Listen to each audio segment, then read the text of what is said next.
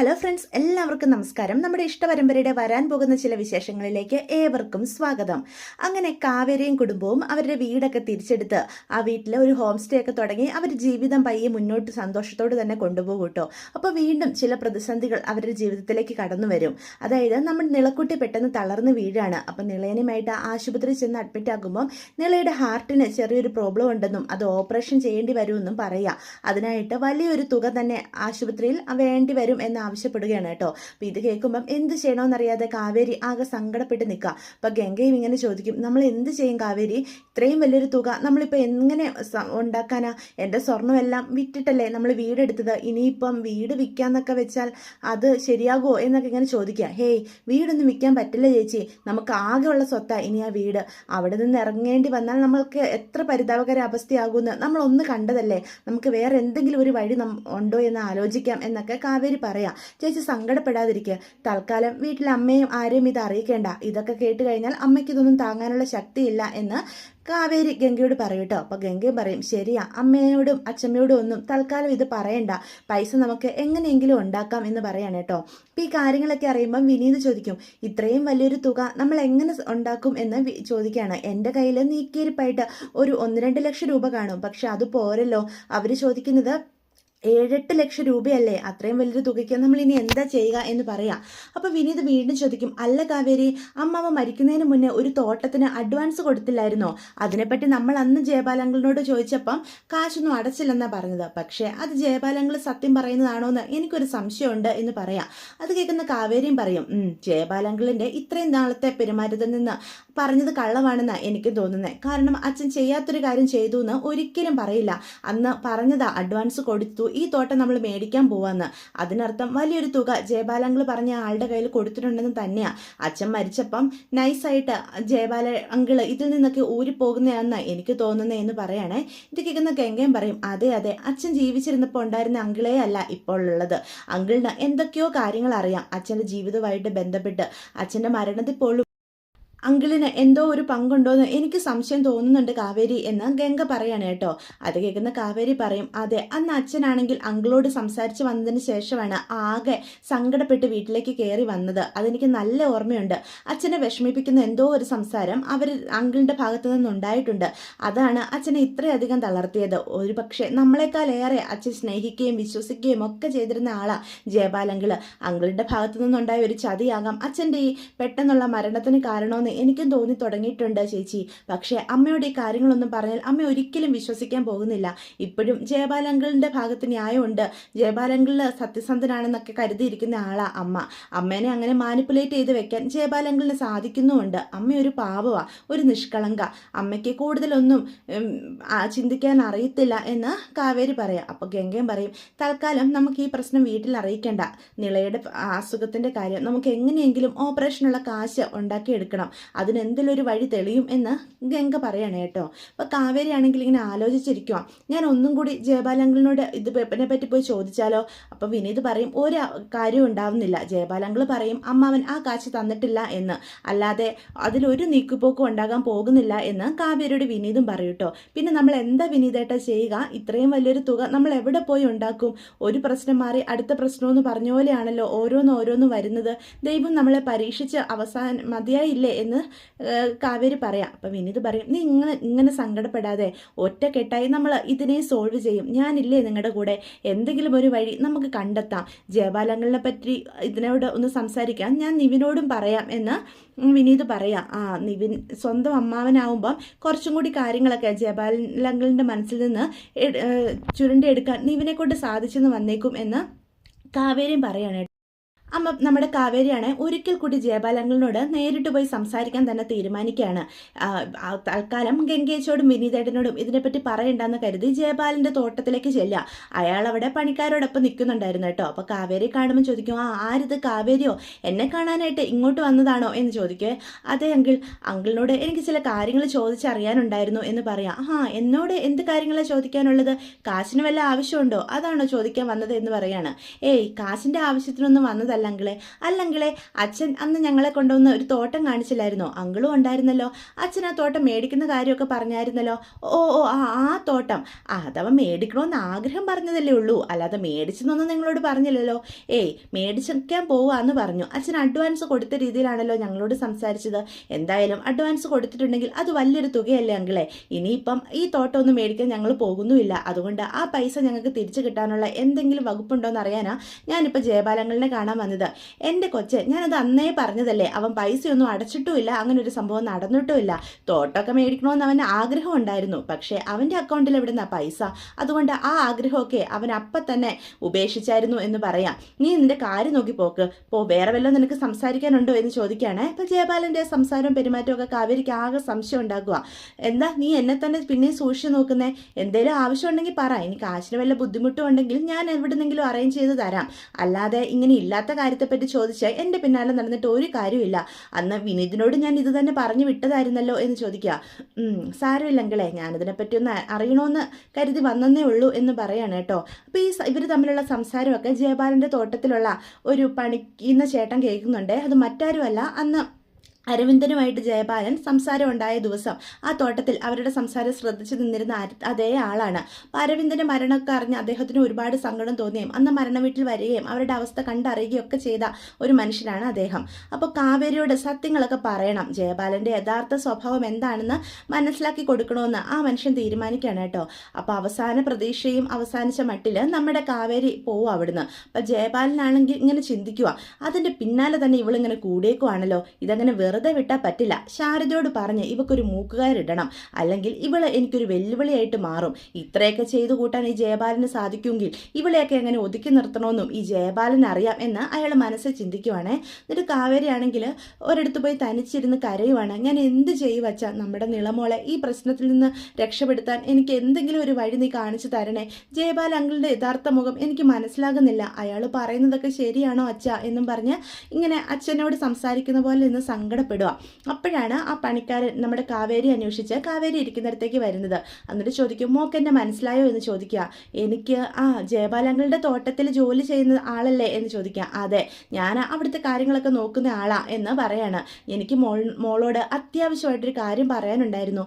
ഞാനിങ്ങനെ വന്ന് സംസാരിച്ച കാര്യമൊന്നും ഒരിക്കലും ആ ജയപാലൻ അറിയാൻ പാടില്ല എന്ന് പറയാം. എന്താ ചേട്ടാ കാര്യം? എന്താണേലും പറഞ്ഞു. നിങ്ങൾ കാണുന്ന ആളേ അല്ല ജയപാലൻ. അയാളെ ശരിക്കും വിശ്വസിക്കരുത്. ശരിക്കും അരവിന്ദനെ ചതിച്ചതാ എന്നുള്ള സത്യം തുറന്നു പറയാം. ചേട്ടൻ എന്തൊക്കെയായി പറയുന്നേ? ജയപാലങ്കളിന് എങ്ങനെയാ അച്ഛനെ ചതിച്ചത്? അന്ന് ആ തോട്ടം വാങ്ങാനുള്ള അഡ്വാൻസ് ഒക്കെ അരവിന്ദൻ കൊടുത്തതാ. ആ കാശ് നഷ്ടപ്പെട്ടു എന്നുള്ള രീതിയിൽ ജയപാലൻ്റെ ഭാഗത്തു നിന്ന് സംസാരം ഉണ്ടായി. ജയപാലൻ ശരിക്കും പറഞ്ഞാൽ അരവിന്ദനെ ചതിക്കുക ചെയ്തത്. തോട്ടത്തിനുള്ള കാശ് ജയപാലൻ്റെ പരിചയത്തിലുള്ള ആർക്കോ കൊടുപ്പിച്ചതാ അരവിന്ദനെ കൊണ്ട്. അരവിന്ദൻ ഒരു സാധു മനുഷ്യനായതുകൊണ്ട് ജയപാലൻ്റെ വലയിലും പോയി വീണു. അല്ലെങ്കിലും അരവിന്ദൻ അത്രയേറെ സ്നേഹമായിരുന്നല്ലോ, വിശ്വാസമായിരുന്നല്ലോ ജയപാലനെ. അരവിന്ദൻ ചോദിച്ചപ്പോൾ പറഞ്ഞു ആ തോട്ടം മേടിക്കാനിരുന്ന ആള് തളർന്ന് കിടപ്പാണെന്നും ഇപ്പോൾ കോമ സ്റ്റേജിലാണെന്നും ആ കാശൊന്നും കിട്ടില്ലെന്ന് അരവിന്ദൻ്റെ മുഖത്ത് നോക്കി പറഞ്ഞു. അപ്പം തന്നെ അരവിന്ദന് ജയപാലൻ്റെ ചതി മനസ്സിലായതാ. അതുമാത്രമല്ല, അരവിന്ദൻ്റെ എല്ലാ അക്കൗണ്ടും നോക്കി നടത്തിയിരുന്നത് ജയപാലനല്ലേ. അവൻ്റെ അക്കൗണ്ടിൽ അവൻ അയച്ചു കൊടുത്തിരുന്ന കാശിൻ്റെ കണക്കൊക്കെ അരവിന്ദനും അറിയാലോ. ആ കാശൊന്നും അവിടെ ഇല്ലെന്ന് ജയപാലൻ മുഖത്ത് നോക്കി പറഞ്ഞു. ലാസ്റ്റ് ഗംഗയുടെ കല്യാണം നടത്താൻ കാശ് തികയില്ലെങ്കിൽ കടവായിട്ട് കൊടുക്കാമെന്നും പറഞ്ഞു. അതൊക്കെ കേട്ട മോളുടെ അച്ഛൻ ആകെ തളർന്നു വീണത്. അവിടെ വെച്ച് ആ മനുഷ്യന് ചെറിയ നെഞ്ചുവേദന പോലെ വന്ന് വീഴുകയുണ്ടായി. എന്നിട്ട് ആ വീണ മനുഷ്യനെ ഒന്ന് വീട്ടിൽ കൊണ്ട് വിടാനുള്ള മനസ്സ് പോലും ജയപാലൻ കാണിക്കാതിരുന്നതാ. അദ്ദേഹത്തെ തനിച്ച് വീട്ടിലേക്ക് വിട്ടതാ എന്ന് പറയാം. അപ്പോൾ ഇതെല്ലാം കേൾക്കുമ്പം കാവേരിയാണ് തകർന്ന് അവിടെ ഇരിക്കുക. ചേട്ടൻ പറയുന്നതൊക്കെ സത്യമാണോ? ആ ദുഷ്ടനാണോ എൻ്റെ അച്ഛൻ്റെ മരണത്തിന് കാരണം എന്ന് ചോദിക്കുക. അതേ മോളെ, അയാളാ ഇതിൻ്റെയൊക്കെ പിന്നിൽ. നിങ്ങൾക്ക് ഒന്നും ചെയ്യാൻ കഴിയുമെന്ന് എനിക്ക് തോന്നുന്നില്ല. അയാൾ അത്രയ്ക്ക് ദുഷ്ടനാ. അയാളുടെ ചെയ്തികൾ ഇതൊന്നുമല്ല. ഈ നാട്ടിൽ നമ്മൾ കാണുന്ന മനുഷ്യനൊന്നുമല്ല അയാൾ. യഥാർത്ഥ സ്വഭാവം വളരെ മോശമാണ്. എന്തും ചെയ്യാൻ മടിക്കാത്തവൻ. നിങ്ങളുടെ വീട് നഷ്ടപ്പെടുത്താനും ഒക്കെ കാരണം അവനാ. നിങ്ങളുടെ അച്ഛൻ ഒരായുഷ് മുഴുവനും കഷ്ടപ്പെട്ടുണ്ടാക്കിയത് മുഴുവൻ ജയപാലൻ്റെ കയ്യിലാണ് ഇപ്പോൾ ഇരിക്കുന്നത്. അല്ലാതെ അരവിന്ദൻ ഒരു തെറ്റും ചെയ്തിട്ടില്ല എന്ന് പറയാണ് കേട്ടോ. ഇത് ഞാനിവിടെ വന്ന് പറഞ്ഞെന്നറിഞ്ഞു കഴിഞ്ഞാൽ എന്നെ കൊല്ലാനും അയാൾ മടിക്കുകയല്ല. എങ്കിലും നിങ്ങൾ കുട്ടികളുടെ കഷ്ടപ്പാട് കണ്ടപ്പം നിങ്ങളോട് ഈ സത്യങ്ങൾ പറയണമെന്ന് എനിക്ക് തോന്നി. എൻ്റെ മനസാക്ഷി അല്ലെങ്കിൽ എനിക്ക് സമാധാനം തരില്ല. അതുകൊണ്ടാണ് ഞാൻ വന്ന് പറഞ്ഞത് എന്ന് പറയാം. മോള് സൂക്ഷിച്ചും കണ്ടും വേണം ജയപാലനോട് പെരുമാറാൻ. മോളുടെ സഹോദരിമാരോടും പറഞ്ഞ് മനസ്സിലാക്കണം, അവൻ്റെ കെണിയിലൊന്നും പോയി വീഴരുതെന്ന് എന്ന്. അപ്പോഴത്തേക്കും ശരി ചേട്ടാ, ഇപ്പോഴെങ്കിലും ഇത് സത്യം എന്നെ അറിയിച്ചതിൽ ഒരുപാട് നന്ദിയുണ്ട് എന്നും പറഞ്ഞ് കാവേരി അവിടെ നിന്ന് കരയുവാണ് കേട്ടോ. അരവിന്ദൻ ഒരു നല്ല മനുഷ്യനാണ്, അവൻ്റെ ആത്മാവ് ഇതൊക്കെ കാണുന്നുണ്ടാവും, നിങ്ങളുടെ എല്ലാ പ്രശ്നത്തിനും എന്തെങ്കിലും ഒരു പരിഹാരം ഉണ്ടാകും എന്നൊക്കെ അയാൾ പറയണം കേട്ടോ. അപ്പോൾ കാവേരിക്ക് എന്ത് ചെയ്യണം, ആരോട് പറയണം എന്നൊന്നും ഒരു നിശ്ചയമില്ലാതെ നിൽക്കുകയാണ്. എന്തായാലും ജയപാലങ്കിളിനോട് ഇക്കാര്യം നേരിട്ട് പോയി ചോദിക്കണം. അയാളുടെ ഈ വൃത്തികെട്ട മുഖം എനിക്ക് മനസ്സിലായെന്ന് അയാൾ കരുതുക തന്നെ വേണം. എന്നെ തളർത്തി അങ്ങനെ അയാൾ സന്തോഷത്തോടെ ജീവിക്കേണ്ട എന്ന് പറയാണ് കേട്ടോ. ഈ സത്യങ്ങളൊക്കെ അറിഞ്ഞ് കാവേരിക്ക് ആകെ സങ്കടം വരിക. അമ്മയോട് ഇതൊന്നും പറഞ്ഞാലും അമ്മ ഒരിക്കലും വിശ്വസിക്കാൻ പോകുന്നില്ല. അപ്പോൾ കാവേരിയുടെ ഈ ചിന്തിച്ചുള്ള ഇരിപ്പ് കാണുമ്പം ഗംഗ അടുത്തോട്ട് വരും. എന്നിട്ട് ചോദിക്കും, എന്താടി, എന്താ നിനക്ക് പ്രശ്നം, നീ എന്താ ഈ ചിന്തിച്ചു കൂട്ടുന്നേ? ചേച്ചി, നമ്മൾ കണ്ടതും അറിഞ്ഞതും ഒന്നുമല്ല ചേച്ചി സത്യം എന്നും പറഞ്ഞ് കാവേരി കരയുക. നീ എന്തിനാ കരയുന്നേ, കാര്യം പറ എന്ന് പറയാ. നിളയുടെ അസുഖം അതൊക്കെ നമുക്ക് പരിഹരിക്കാം, കാശൊക്കെ നമുക്ക് സംഘടിപ്പിക്കാം എന്ന് ഗംഗ പറയൂട്ടോ. ചേച്ചി, ആ ജയപാലങ്കിള്, അയാളെ അങ്കിളെന്ന് വിളിക്കാൻ പോലും പറ്റില്ല ചേച്ചി, അയാൾ ദുഷ്ടനാ, നമ്മുടെ അച്ഛൻ മരിക്കാൻ കാരണം അയാൾ ഒറ്റ ഒരുത്തനാ, അച്ഛനെ അയാൾ ചതിച്ചതാ ചേച്ചി എന്നും പറഞ്ഞ് ഗംഗയെ കെട്ടിപ്പിടിച്ച് കരയാണ്. അത് കേൾക്കുമ്പോൾ ഗംഗ പറയും, നീ എന്തൊക്കെയാ മോളെ ഈ പറയുന്നത്, നിന്നോട് ഇത് ആരാ പറഞ്ഞത് എന്ന് ചോദിക്കൂട്ടോ. അപ്പം ആ ചേട്ടൻ വന്ന് സംസാരിച്ച കാര്യമൊക്കെ ഗംഗയോട് കാവേരി പറയുക. അപ്പോൾ ഗംഗയ്ക്ക് വിശ്വസിക്കാനാവാതെ നിൽക്കുക. നമ്മുടെ മുന്നിൽ എത്ര നല്ലവനായിട്ടാണ് അയാൾ അഭിനയിച്ച് നിൽക്കുന്നത് അല്ലേ അമ്മ, നമ്മളിത് പറഞ്ഞാൽ ഒരിക്കലും വിശ്വസിക്കാനും പോകുന്നില്ല. നമ്മൾ ഓരോ കള്ളക്കഥകൾ ജയപാൽ അങ്കിളിനെ പറ്റി പറഞ്ഞുണ്ടാക്കുവാണെന്നേ അമ്മ കരുതുള്ളൂ. നമ്മളിപ്പോൾ എന്താ ചെയ്യുക, ആ പൈസയും അയാളുടെ കയ്യിലുണ്ടാവും, നമുക്ക് എന്തെങ്കിലും ഒരു വഴി കണ്ടെത്തിയേ പറ്റു ചേച്ചി. അച്ഛൻ അഡ്വാൻസ് കൊടുത്തതിൻ്റെ എന്തെങ്കിലും പേപ്പറുകളോ രേഖകളോ ഇവിടെ എവിടെയെങ്കിലും കാണും, നമുക്കത് തപ്പിയെടുക്കാം. അങ്ങനെ ഉണ്ടെങ്കിൽ അയാളോട് ആ കാശ് നമുക്ക് തിരിച്ചു മേടിക്കാനായിട്ട് സാധിക്കും എന്ന് പറയാം. പക്ഷേ അച്ഛൻ്റെ ഒരു കാര്യങ്ങളും നമുക്ക് അറിയില്ലല്ലോ, അമ്മയോട് ചോദിച്ചാലും അമ്മ ഒന്നും അറിയില്ല എന്നേ പറയത്തുള്ളൂ. ചേച്ചി, നമുക്ക് അച്ഛൻ്റെ റൂം ഒന്ന് പരിശോധിക്കാം, അവിടെ എന്തെങ്കിലും രേഖകൾ കിട്ടാതിരിക്കില്ല എന്ന് പറയുകയാണേ. അപ്പോൾ ആണെങ്കിൽ ഇവർ തമ്മിലുള്ള സംസാരം കേട്ടുകൊണ്ട് അങ്ങോട്ട് നമ്മുടെ ശാരദ വരിക. എന്താ രണ്ടുപേരും തമ്മിലൊരു ആലോചന എന്ന് പറയാം. അമ്മേ, അന്ന് അച്ഛൻ ഒരു തോട്ടം മേടിക്കുന്ന കാര്യത്തെപ്പറ്റി പറഞ്ഞില്ലായിരുന്നോ, അച്ഛനത് മേടിച്ച കാര്യമല്ലോ അമ്മയോട് പറഞ്ഞായിരുന്നോ? എനിക്കറിയില്ല, മേടിക്കണമെന്ന് പറഞ്ഞതേ ഉള്ളൂ. അന്ന് അഡ്വാൻസ് കൊടുത്തെന്നല്ലേ അമ്മേ നമ്മളോട് പറഞ്ഞത്, അങ്ങനെ എന്തോ അരവിന്ദേട്ടൻ പറഞ്ഞേ, നിങ്ങൾ എന്താ ഇപ്പോൾ അതിനെപ്പറ്റി ചോദിക്കാൻ? അല്ലമ്മേ, ആ തുക അച്ഛൻ കൊടുത്തിട്ടുണ്ടെങ്കിൽ നമുക്കത് തിരിച്ചിന് മേടിക്കാലോ, ആ തോട്ടമൊന്നും നമുക്ക് വാങ്ങാൻ പറ്റില്ലല്ലോ, അപ്പം കൊടുത്ത അഡ്വാൻസ് കാശ് തിരിച്ചു തരേണ്ട മര്യാദ അവർ കാണിക്കേണ്ടതല്ലേ എന്ന് പറയാണ്. അത് മേടിച്ചതിൻ്റെയോ അല്ലെങ്കിൽ അതിന് അഡ്വാൻസ് കൊടുത്തതിൻ്റെയോ എന്തെങ്കിലും രേഖകൾ ഇവിടെ എവിടെയെങ്കിലും കാണും, അമ്മയ്ക്ക് അതിനെപ്പറ്റി എന്തെങ്കിലും അറിയാവോ എന്ന് ചോദിക്കുക. എനിക്കറിയില്ല, ഇങ്ങനെയുള്ള കാര്യങ്ങളൊന്നും അരവിന്ദേട്ടൻ എന്നെ അറിയിക്കാറുമില്ല, അച്ഛൻ്റെ രേഖകളൊക്കെ വെക്കുന്നത് എവിടെയാണെന്നെങ്കിലും അമ്മയ്ക്ക് അറിയാവോ എന്ന് ചോദിക്കുമ്പം അച്ഛൻ്റെ റൂമിൽ തന്നെയാണ് അച്ഛൻ ഇതെല്ലാം സൂക്ഷിച്ച് വെച്ചിരിക്കുന്നത്, അലമാരയിൽ നോക്കിയാൽ അറിയായിരിക്കും എന്ന് പറയാണ് കേട്ടോ ശാരദ. ഇത് കേൾക്കുമ്പോൾ ഗംഗയും കാവേരിയും കൂടി അവരുടെ റൂമെല്ലാം, അച്ഛൻ്റെ അമ്മയുടെ റൂമെല്ലാം നോക്കുവാണ്. അപ്പം അരവിന്ദൻ്റെ ഒരു പെട്ടി കിട്ടുവാണേ, അതിനകത്ത് അത് അഡ്വാൻസ് കൊടുത്തതിൻ്റെതായ ചില മുദ്ര പേപ്പറുകളൊക്കെ അവർക്ക് കിട്ടുക. ചേച്ചി, ഇത് തന്നെയാണ്, നമുക്ക് ഇത് ജയപാലങ്ങളിനെ കൊണ്ട് കാണിക്കാം, അയാളോട് ഇതിനെപ്പറ്റി സംസാരിക്കാം എന്ന് പറയൂട്ടോ. പക്ഷേ കാവേരി ആണെങ്കിൽ പിറ്റേ ദിവസം ഗംഗയെ കൂട്ടാതെ തനിച്ച് തന്നെ ജയപാലൻ്റെ വീട്ടിലേക്ക് പോവുകയാണ് കേട്ടോ. എന്നിട്ട് അവിടെ ചെന്ന് കഴിയുമ്പോൾ തന്നെ ഗംഗയുടെ ഭാവമൊക്കെ കാണുമ്പോൾ തന്നെ ജയപാലൻ ചോദിക്കും, അല്ല നിന്നോട് ഞാൻ ഇന്നലെ കാര്യങ്ങളൊക്കെ പറഞ്ഞതല്ലേ, പിന്നെയും ഇതിനെപ്പറ്റി സംസാരിക്കാൻ ഇങ്ങോട്ട് എന്തിനാ വന്നേ എന്ന് ചോദിക്കുക. ജയപാലങ്ങൾ പറഞ്ഞു, ഞാനേ ചില തെളിവുകളുമായിട്ടാണ് വന്നിരിക്കുന്നത്, ഇത് അച്ഛൻ അഡ്വാൻസ് കൊടുത്ത ഇതിനുള്ള രേഖകളാണ്, ഈ രേഖകളും കൈ വെച്ചുകൊണ്ട് ഞാൻ ചോദിക്കുമ്പോഴും അങ്കിളിനെ ഇത് തന്നെയാണോ പറയാനുള്ളൂ എന്ന് ചോദിക്കുകയാണേ. അങ്ങനെ പല രേഖകളും കാണും, പക്ഷെ കാശൊന്നും അവൻ കൊടുത്തതല്ല എന്ന് ജയപാലൻ പറയാം. ദേ അങ്കിളെ, ഞങ്ങൾക്കും അറിയാം നിയമവും അതിൻ്റെ വശങ്ങളും ഒക്കെ, കാശ് കൊടുക്കാതെ ഇങ്ങനെ ഒപ്പിട്ട ഒരു മുദ്രപ്പേപ്പർ സൂക്ഷിക്കേണ്ട കാര്യമൊന്നും അച്ഛൻ എന്തായാലും ഇല്ല, ഇതിനുമായിട്ട് ഞങ്ങൾക്ക് മുന്നോട്ട് പോകാൻ അറിയാം, ജയപാലങ്കളിനും എന്തൊക്കെയോ ഇതിൽ ഗുണമുണ്ടെന്നും എനിക്കറിയാം, എൻ്റെ അച്ഛനെ പറ്റിച്ച് കുറേ കാലം ജീവിച്ചതല്ലേ, ഞങ്ങളൊക്കെ പൊട്ടികളാണെന്നാണോ ജയപാലങ്കൾ കരുതി വെച്ചിരിക്കുന്നത്, എനിക്ക് മനസ്സിലായി ചില സത്യങ്ങൾ, ഇനി എന്താ ചെയ്യേണ്ടതെന്നും എനിക്കറിയാം എന്ന് പറയാണ് കേട്ടോ.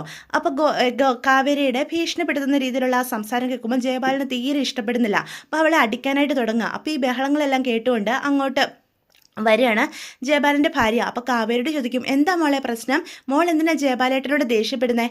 ആൻറ്റിയുടെ ഈ ഭർത്താവെന്ന് പറയുന്ന ഈ മനുഷ്യൻ എൻ്റെ അച്ഛനെ പറ്റിച്ച് ഒരുപാട് ജീവിച്ചതാ, ഇപ്പോഴും എൻ്റെ അച്ഛൻ്റെ മരണത്തിന് കാരണം പോലും ഇയാളാണെന്ന് എനിക്ക് തോന്നുന്നതെന്ന് പറഞ്ഞ് അപ്പോൾ നമ്മുടെ കാവേരിയെ വീണ്ടും തല്ലാൻ തുടങ്ങുമ്പം കാവേരിയെ കൈ കയറി പിടിക്കും. ദേഹോപദ്രവമൊക്കെ നിങ്ങളുടെ വീട്ടിൽ നിങ്ങളുടെ മക്കളുടെ അടുത്ത് കാണിച്ചാൽ മതി, എൻ്റെ അടുത്തേക്ക് ഈ വക പരിപാടിയായിട്ട് വന്നാൽ എനിക്കും എന്താ ചെയ്യേണ്ടതെന്നറിയാം, ഇവിടെ നിയമവും പോലീസും ഒക്കെ ഉണ്ടല്ലോ, ഞാൻ ആ വഴിക്ക് തന്നെ പോകും, പെണ്ണുങ്ങളെ ഉപദ്രവിക്കാൻ ശ്രമിച്ചു ജയിച്ചു എന്ന് പറഞ്ഞാൽ നിങ്ങൾക്കെതിരെ ഞാൻ പരാതിയും കൊടുക്കും. നിങ്ങൾ ജയിച്ചു എന്ന് കരുതണ്ട. ഈ പേപ്പറുമായിട്ട് എനിക്കും പരാതിപ്പെടാനൊക്കെ അറിയാം. അച്ഛൻ കൊടുത്ത കാശ് ഞങ്ങൾക്ക് കിട്ടിയിരിക്കണം, ഇല്ലെങ്കിൽ അതിൻ്റെ ഭവിഷ്യത്ത് ജയപാലങ്ങളിൽ എന്തായാലും അറിയും എന്നൊക്കെ പറയണം കേട്ടോ. എന്നിട്ട് കാവേരി അവിടെ നിന്ന് അങ്ങോട്ട് പോവുക. അപ്പോൾ കാവേരിയുടെ മട്ടും ഭാവമൊക്കെ കാണുമ്പം ജയപാലിന് ദേഷ്യം വരിക. എന്താ ചേട്ടാ, അരവിന്ദേട്ടനെ ചേട്ടൻ ചതിച്ചോ എന്ന് ചോദിക്കുക. നീ എന്നെ കൂടുതൽ പഠിപ്പിക്കാനൊന്നും നിൽക്കണ്ട, അകത്ത് കയറി പോടി എന്ന് ഭാര്യയോട് പറയും. ഇവളെ ഇങ്ങനെ വിട്ടാൽ പറ്റില്ലല്ലോ, ഇവൾമാരെ ഒതുക്കിയില്ലെങ്കിൽ എനിക്ക് ഒരുപാട് ഭീഷണിയായിട്ട് മാറും. അവരെ അങ്ങനെ ജയിക്കാൻ ഞാൻ സമ്മതിക്കില്ല. ഈ കളികളെല്ലാം കളിച്ച് ഇത്രയൊക്കെ ജയപാലൻ ഉണ്ടാക്കാൻ അറിയാമെങ്കിൽ അതൊക്കെ സംരക്ഷിച്ച് നിർത്താനും ഈ ജയപാലൻ അറിയാം. ഇവരെ രക്ഷിക്കാൻ ആരാ വരുന്നതെന്ന് എനിക്കൊന്ന് കാണണമല്ലോ എന്നൊക്കെ ജയപാലൻ ചിന്തിക്കുവാണേ. അപ്പോൾ ഇതൊക്കെ നമുക്ക് വരും കുറേ എപ്പിസോഡുകൾക്ക് ശേഷം വരുന്ന വിശേഷമാണ് കേട്ടോ. ഇതൊക്കെ അപ്പോൾ കാണാനായിട്ട് കഴിയും കേട്ടോ. അപ്പോൾ കാവേരിയും ഗംഗയും വിനീതിനോടും ഈ കാര്യങ്ങളൊക്കെ പറയും. അപ്പം നിവിനോട് തൽക്കാലം ഇതിനെപ്പറ്റി ഒന്നും സംസാരിക്കുന്നില്ല. എന്നിട്ട് അവർ അച്ഛൻ അഡ്വാൻസ് കൊടുത്ത തുക കിട്ടണമെന്ന് പറഞ്ഞൊരു കേസ് കൊടുക്കാൻ തന്നെ തീരുമാനിച്ചിരിക്കുവാണ് കേട്ടോ. അപ്പോൾ കേസൊക്കെ കൊടുത്തത് കഴിയുമ്പം ജയപാലിനെ പോലീസുകാർ വിവരങ്ങളൊക്കെ അറിയിക്കും. അങ്ങനെ ജയപാലിന് ഒരു നിവൃത്തിയില്ലാതെ ആ അഡ്വാൻസ് കൊടുത്ത കാശ് മടക്കി കൊടുക്കേണ്ടതായിട്ട് വരിക. ആ തുക വെച്ച് നമ്മുടെ നീളക്കുട്ടിയുടെ ഓപ്പറേഷൻ നടത്താനും അവർ തീരുമാനിക്കുക. അപ്പോൾ കാശൊക്കെ കയ്യിൽ കിട്ടിയതിന് ശേഷം മാത്രമേ നിളയുടെ അസുഖത്തെ പറ്റിയുള്ള കാര്യങ്ങളൊക്കെ നമ്മുടെ കാവേരിയും ഗംഗയും ശാരദയെ അറിയിക്കുന്നുള്ളൂ. ഇതൊക്കെ നമുക്ക് കാണാനായിട്ട് കഴിയും കേട്ടോ. ജയപാലനും പല പ്രവൃത്തികളും ഇവർക്ക് ദോഷം വരുന്ന രീതി ചെയ്യുന്നുണ്ട്. പക്ഷെ അതിൽ നിന്നെല്ലാം അതിവിദഗ്ധമായി കാവേരി സഹോദരിമാരും രക്ഷപ്പെടുന്നതും ഒക്കെ നമുക്ക് കാണാൻ കഴിയും. അപ്പോൾ വീഡിയോ ഇഷ്ടപ്പെട്ടുവെങ്കിൽ ചാനൽ സബ്സ്ക്രൈബ് ചെയ്യാൻ മറക്കരുത്, ലൈക്ക് ചെയ്യാനും മറക്കരുത്, നിങ്ങളുടെ അഭിപ്രായങ്ങൾ കമൻസ് വഴി എന്നെ അറിയിക്കാനും മറക്കരുത്. അപ്പോൾ എല്ലാവർക്കും ഗുഡ് ബൈ.